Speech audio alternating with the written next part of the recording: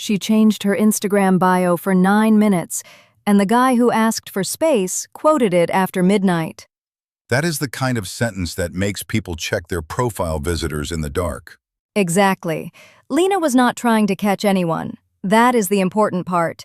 She was trying to leave the apartment without thinking about Jonah. Jonah was the almost boyfriend? 5 months of almost. Dinners, sleepovers, family stories, toothbrush in the bathroom. And then when Lena finally asked what they were, he said he did not want to rush labels. Translation: he liked the benefits and panicked at the responsibility. Pretty much. 2 weeks later, he asked for space. He said no contact would be healthier.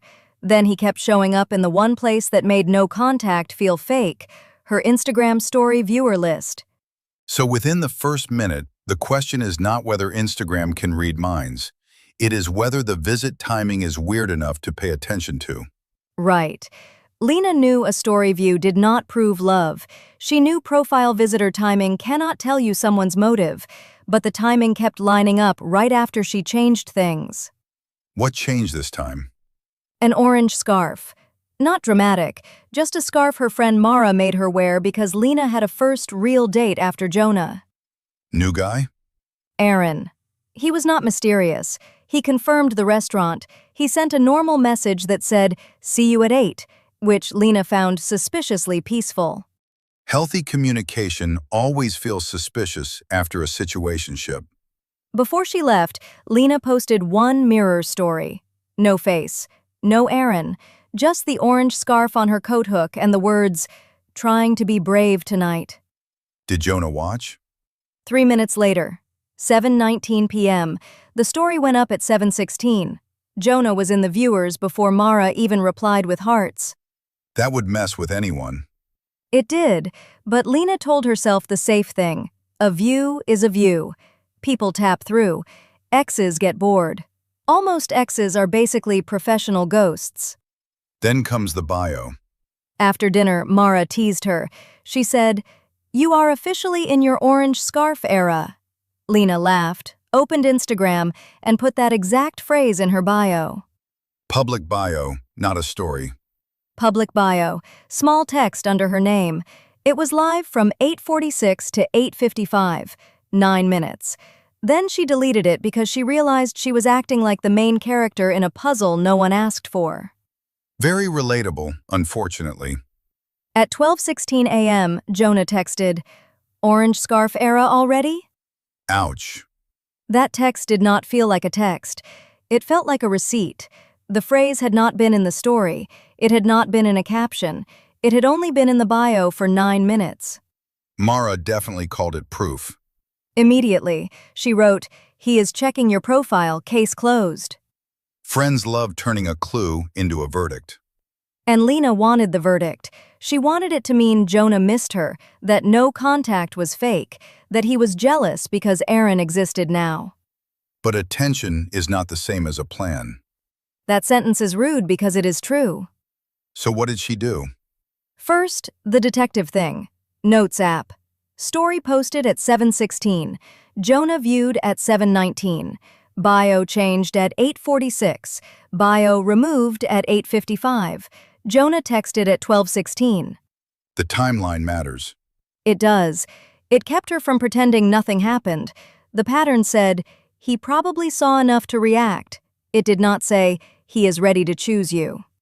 That is the line people skip. Yes, especially with Instagram profile stuff. A repeated visit, a fast story view, a phrase echoed later. Those are signals. Useful, sometimes. But they are not permission to invent a whole relationship in your head. Did she bait him with another post? She almost did. She almost changed the bio to something worse, like, "Ask me directly," which, thank God, Mara stopped. Mara deserves hazard pay. Instead, Lena asked one clean question. She texted, "Why are you commenting on my date if you asked for space?" Direct, terrifying, correct. Jonah took 18 minutes. Then he wrote, "I just thought it was fast." Fast for who? That is exactly what Lena asked. She said, "Fast after what? You ended the conversation." And? He said he did not mean it like that.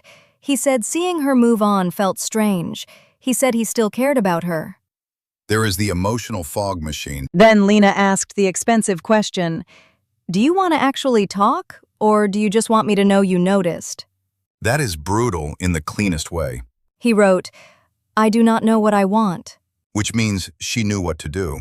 Exactly. She wrote, "Then please do not turn my profile into a place to test that." Good. She muted him. Not blocked, not dramatic, just removed the little slot where his attention kept getting treated like a message. And Aaron? Second date. Same scarf because she liked it. She did not post it. She did not need Jonah to see it for the night to count. That is probably the whole point. It is. The bio clue was real. The timing was worth noticing. But Jonah's answer mattered more than the clue. If someone only becomes clear when you are moving on, they are reacting to distance, not building closeness. Lena said something similar later. She said, "I kept looking for proof that he was watching, when I should have been asking whether he was showing up." Profile attention can make you feel chosen for 5 minutes. But plans last longer than views. That is the part she finally let be enough. So if someone listening has one of these tiny IG clues, Keep the claim narrow. Write the timeline if it helps. Do not call it proof of love. Ask the direct question if the answer would change what you do next. and if they answer with, "I do not know," Believe that sentence. It might be honest, but it is not a relationship. what happened to the orange scarf? She kept wearing it, just not for Jonah.